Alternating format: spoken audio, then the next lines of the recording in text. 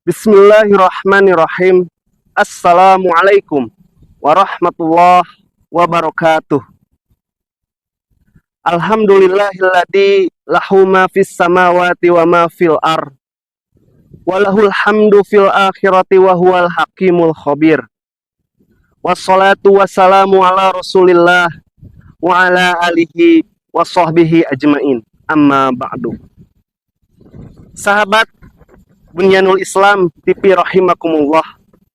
Alhamdulillah, puji syukur hanya milik Allah Rabbul Alamin, yang sampai detik ini salah satunya diturunkannya Al-Quran sebagai aturan hidup bagi seluruh manusia, yang melengkapi dan menyempurnakan kitab-kitab sebelumnya untuk dijadikan sumber petunjuk yang pada gilirannya akan membedakan kualitas seseorang di hadapan Allah Subhanahu wa Ta'ala. Allah juga menjanjikan limpahan rahmat, magfirah, bahkan dijadikannya bulan ini sebagai itqum minan nar, bulan dibebaskannya kita dari api neraka apabila kita sungguh-sungguh mengisi bulan Ramadan ini dengan taat beribadah kepada Allah, yang salah satunya direalisasikan dengan ibadah saum sebagai upaya kita menggapai derajat muttaqin di hadapan Allah. Dalam surah Al-Baqarah ayat 183, Allah berfirman, A'udzubillahi minasyaitonirrajim. Bismillahirrahmanirrahim. Ya ayyuhalladzina amanu kutiba alaikumusyiyamu kama kutiba alal ladzina min qablikum la'allakum tattaqun. Hai orang-orang yang beriman, diwajibkan atas kamu berpuasa sebagaimana diwajibkan atas orang-orang sebelum kamu agar kamu bertakwa. Sahabat Bayi TV rahimakumullah, jika kita perhatikan ada dua poin penting yang harus kita pahami pada ayat tersebut. Pada kalimat pertama, ya ayyuhalladzina amanu, Allah menyeru orang-orang beriman sebagai penanda bahwa pelaksanaan saum harus dilandasi dengan iman yang kuat sebelum betul-betul sanggup menunaikannya. Karena apabila hal tersebut kita lakukan, itulah yang akan menjadi sebab gugurnya dosa-dosa kita yang telah lampau. Rasul bersabda, man shoma ramadhana imanan wahtisaban ghufira lahu ma taqaddama min dambi. Barang siapa yang berpuasa di bulan Ramadan karena iman dan mengharap pahala dari Allah, maka dosanya di masa lalu akan diampuni. Hadis riwayat Bukhari. Dan poin yang kedua, Allah menggunakan kalimat pasif fi'il mabni majhul yang artinya yaitu kutiba, yang artinya diwajibkan. Bukan menggunakan kalimat aktif yaitu kataba yang artinya mewajibkan. Yang mana dalam tafsir Asy-Sya'rawi menyebutkan redaksi seperti ini bermakna fi'lun taklifiyun atau kata kerja yang memberatkan, seperti yang Allah gunakan dalam ayat memerintahkan perang. A'udzubillahi minasyaitonirrajim. Kutiba alaikumul qital wa huwa kurhul lakum. Diwajibkan atas kamu berperang, padahal berperang itu adalah sesuatu yang kamu benci. Dari sini kita paham bahwa saum itu perintah yang berat.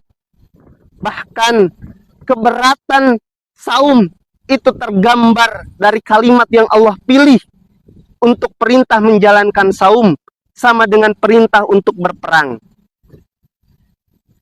Yang mana ketika berperang tak banyak orang yang bisa melakukan. Hanya orang-orang yang memiliki mental dan fisik yang kuat serta semangat jihad saja yang mampu turun ke medan jihad untuk berperang.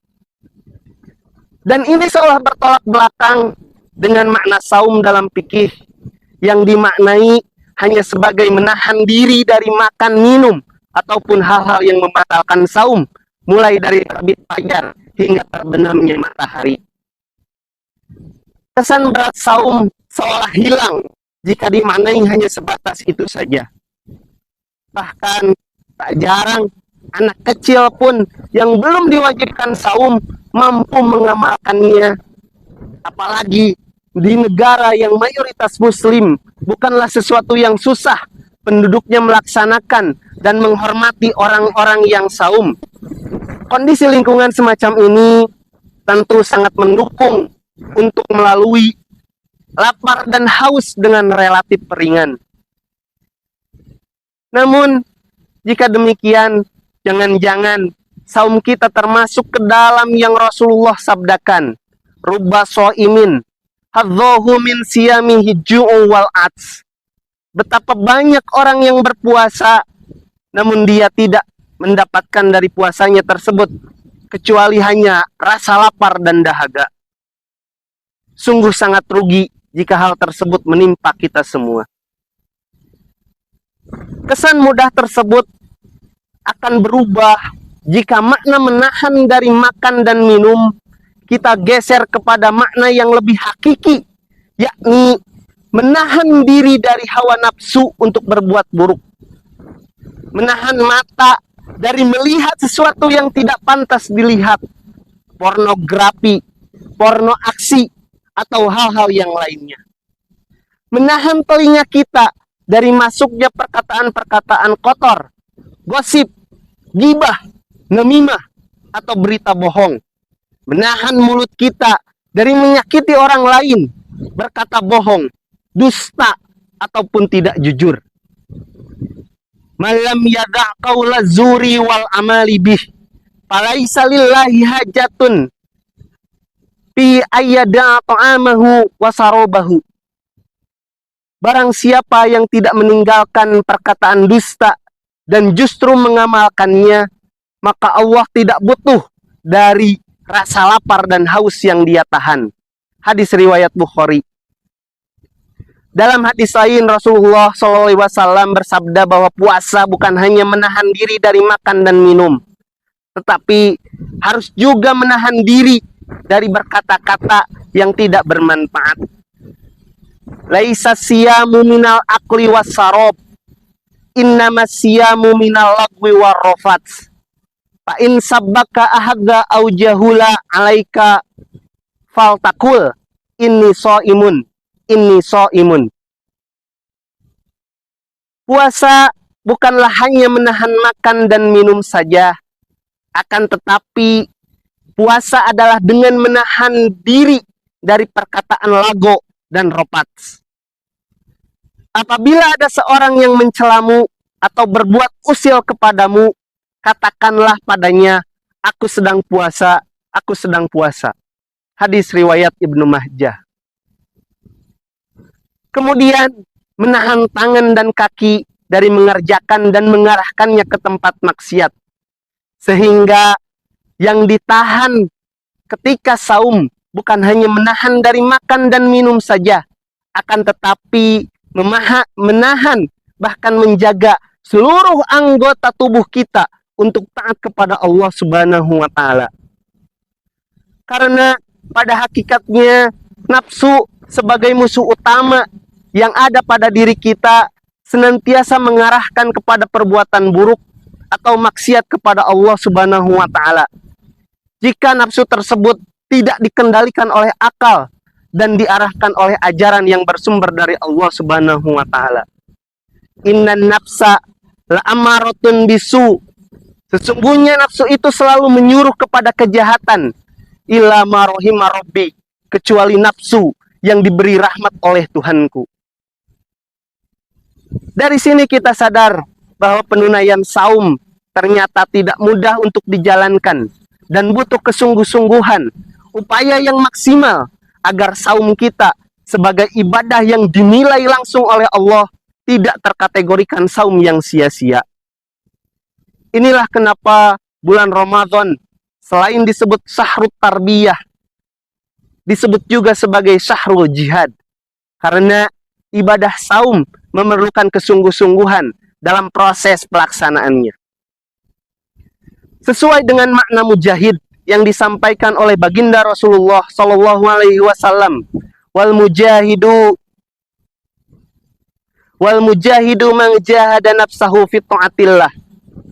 Dan yang disebut dengan mujahid atau orang yang berjihad adalah orang-orang yang bersungguh-sungguh dalam melaksanakan ketaatan kepada Allah. Sahabat BITV rahimakumullah, jika kita perhatikan rangkaian perintah saum ini diikuti oleh ayat-ayat berikutnya yang memerintahkan terkait jihad. Wa qatilu fi sabilillahil ladzina yuqatilunakum wa la ta'tadu innallaha la yuhibbul mu'tadin. Dan perangilah di jalan Allah orang-orang yang memerangi kamu, tetapi janganlah kamu melampaui batas, karena sesungguhnya Allah tidak menyukai orang-orang yang melampaui batas. Quran Surah Al-Baqarah ayat 190. Ini menjadi indikator bahwa sebelum kita mampu menaklukkan musuh yang nyata, yaitu orang-orang kafir, musyrik, dan munafik dalam perang fisik, kita dituntut harus mampu memerangi musuh yang tidak terlihat, bahkan menyatu dalam diri kita sendiri, yaitu nafsu. Yang mana jihad melawan hawa nafsu, Rasul kategorikan sebagai jihad yang lebih besar daripada jihad fisik melawan musuh-musuh Allah. Dalam sebuah riwayat, ketika Rasul dan para sahabat pulang selesai melaksanakan perang Badar, perang yang besar dalam sejarah Islam, Rasul bersabda, "Roja'atum minal jihadil asgor ila jihadil akbar." Kalian telah pulang dari jihad kecil menuju peperangan yang besar. Wakila, kemudian para sahabat bertanya, "Wama jihadil akbar ya Rasulullah?" Apakah jihad akbar itu ya Rasulullah? Rasulullah menjawab, jihadun nafs, yaitu jihad memerangi hawa nafsu. Dalam kitab Ihya Ulumuddin, Imam Ghazali mengkategorikan orang-orang yang mampu saum dengan menahan godaan konsumsi, syahwat, maksiat, dan melawan hawa nafsunya sebagai orang yang melaksanakan saum khusus atau puasa yang spesial. Sahabat BITV rahimakumullah, Ramadan sebagai bulan jihad ditinjau dari kronologi sejarah Islam, yang mana di bulan ini terjadi peperangan yang begitu dahsyat yang terjadi di lembah Badar, yang mana ini merupakan fase awal kebangkitan umat Islam di dalam kepemimpinan Rasulullah, diakhiri dengan kemenangan yang gemilang yang diraih oleh kaum muslimin. Ini bukanlah sesuatu yang kebetulan, karena semuanya telah diatur dan sesuai dengan rencana Allah. Dan kaum muslimin menemukan momentum perubahannya setelah perang tersebut. Mereka yang semula dipandang lemah dan hina, berubah menjadi kuat, terhormat, dan diperhitungkan oleh musuhnya, yaitu para musyrikin Mekah. Sehingga tidak mungkin peristiwa itu bisa terjadi di bulan di luar Ramadan. Mengapa kemenangan besar itu tidak terjadi di bulan yang lain? Jawabannya, karena Allah berkehendak peristiwa itu menjadi awal kebangkitan umat Islam. Allah hendak memuliakan mereka dengan bulan yang mampu mengubah sepenuhnya jiwa mereka, sehingga mereka bisa beralih dari satu fase kepada fase yang lain. Di bulan itu Allah hendak menolong mereka sebagaimana dalam Al-Quran surah Al-Imran ayat 123, walaqad nasarakumullahu bibadri wa antum adillah fattaqullaha la'allakum tashkurun. Sungguh Allah telah menolong kamu dalam peperangan Badar, padahal kamu adalah ketika itu adalah orang-orang yang lemah. Karena itu bertakwalah kepada Allah supaya kamu mensyukurinya. Dan itu terbukti setelah perang Badar, kaum muslimin pun berubah drastis. Setelah perang itu negeri mereka menjadi lebih dikenal dan diakui. Mereka tampil menjadi kekuatan besar yang memiliki posisi yang diperhitungkan di Jazirah Arab. Sejak saat itu, mereka memasuki babak baru di kancah dakwah, bahkan perpolitikan dunia. Seluruh dunia mendengar negara kaum muslimin. Yahudi pun ketakutan dan kaum musyrikin kelimpungan. Perubahan besar di muka bumi pun dimulai. Ini membuktikan perang Badar bukan sembarang perang. Ia sudah mengubah peta perjalanan sejarah. Karena itu Allah Subhanahu wa taala menyebut perang itu sebagai perang Al-Furqan dan mengaitkannya dengan bulan Ramadan agar kita selalu mengenang dan merenungkannya. Pertanyaan berikutnya, mengapa harus perang Badar? Bukan perang yang lain seperti perang Uhud atau perang Khandaq. Sebab dalam perang Badar diletakkan dasar-dasar kebangkitan dan pembangunan umat Islam. Dalam perang Badar, pilar-pilar bangunan umat Islam didirikan. Akidah dan keyakinan umat Islam diteguhkan. Kepada Allah, harapan mereka ditujukan. Bahkan sampai hari kiamat kelak. Dalam perang Badar, kaum muslimin disadarkan bahwa kemenangan hanya milik Allah. Sebagaimana firman-Nya, Quran surah Al-Anfal ayat 10. A'udzu billahi minasyaitonir rajim. Wa ma ja'alahu Allahu illa busra walitatma'inna bihi qulubukum. Wa man nasru illa min indillah. Innallaha azizun hakim. Dan Allah tidak menjadikannya mengirim bala bantuan itu, melainkan sebagai kabar gembira, dan agar hatimu menjadi tentram karenanya. Dan kemenangan itu hanyalah dari sisi Allah. Sesungguhnya Allah Maha Perkasa, lagi Maha Bijaksana. Di antara pilar-pilar yang dibangun dan dikokohkan oleh Allah pada saat perang Badar adalah umat Islam harus berada dalam satu barisan untuk meraih kemenangan. Hal itu sebagaimana yang ditegaskan dalam Al-Quran surah Al-Anfal ayat 46. Wa'ati'ullaha wa rasulahu wala tanaza'u patabsalu wa tadhabari hukum. Wa'ati'ullaha wa rasulahu wala tanaza'u patabsalu wa tadhabari hukum. Wasbiru innallaha ma'as sabirin.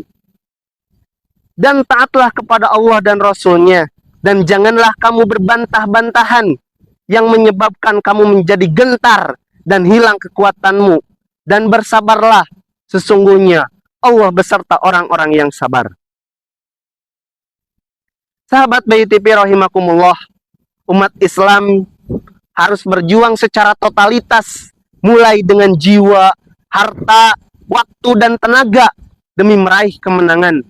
Umat Islam harus mempersiapkan segala sesuatu semampu mungkin dalam menghadapi lawan, sebagaimana firman Allah, A'udzu billahi minasyaitonir rajim, wa a'idzu lahum mastata'tum min quwwati wa min ribatil khaili turhibuna bihi aduwallah wa aduwakum wa akharina min dhunihim la ta'lamunahumullahu ya'lamuhum.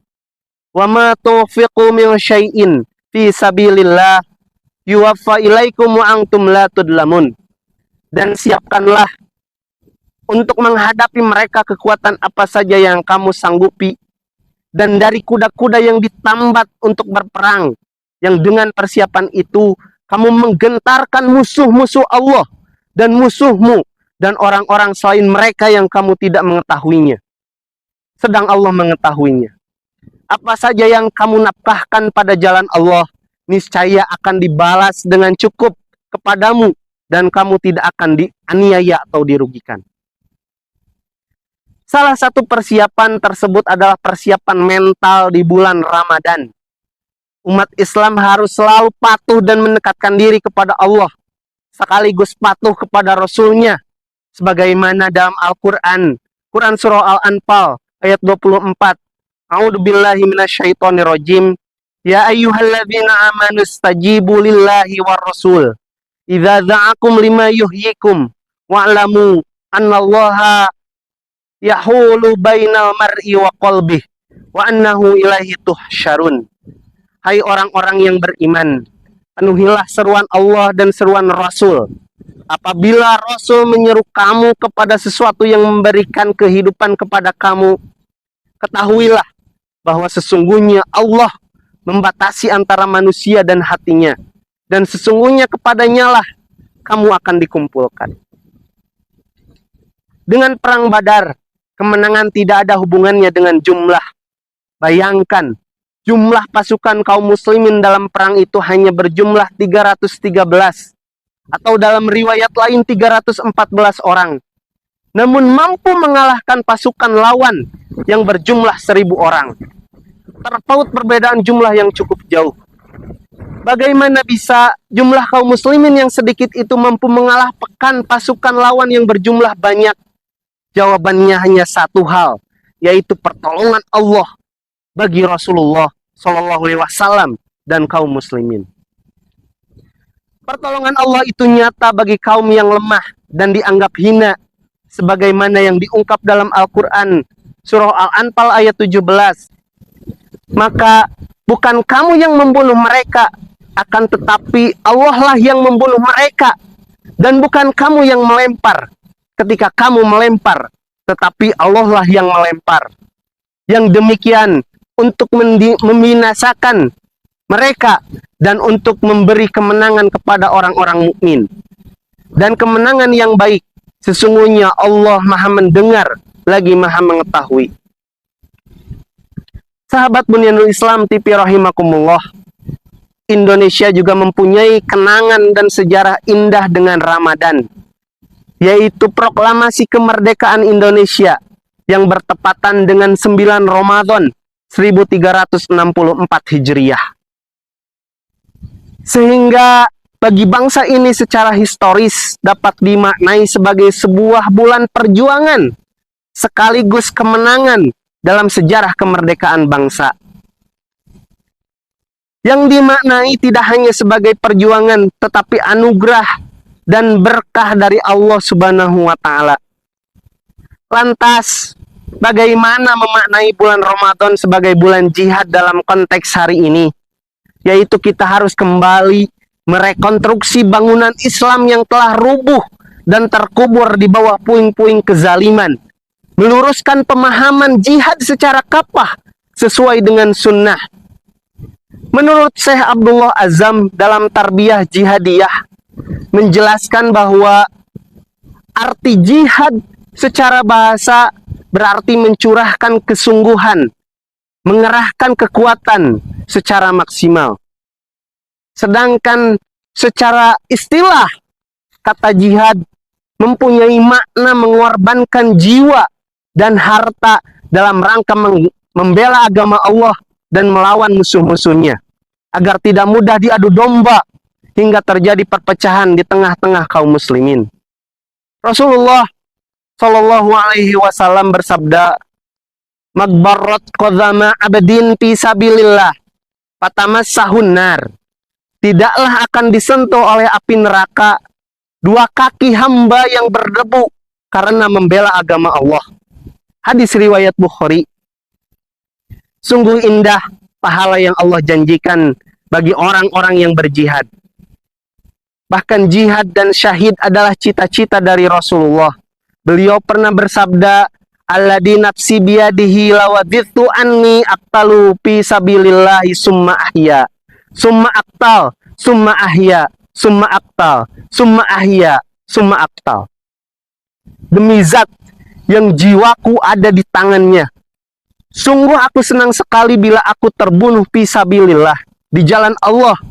Lalu aku dihidupkan, lalu aku terbunuh, lalu aku dihidupkan lagi, lalu aku terbunuh, lalu aku dihidupkan lagi, lalu aku terbunuh. Hadis riwayat Bukhari dan Muslim.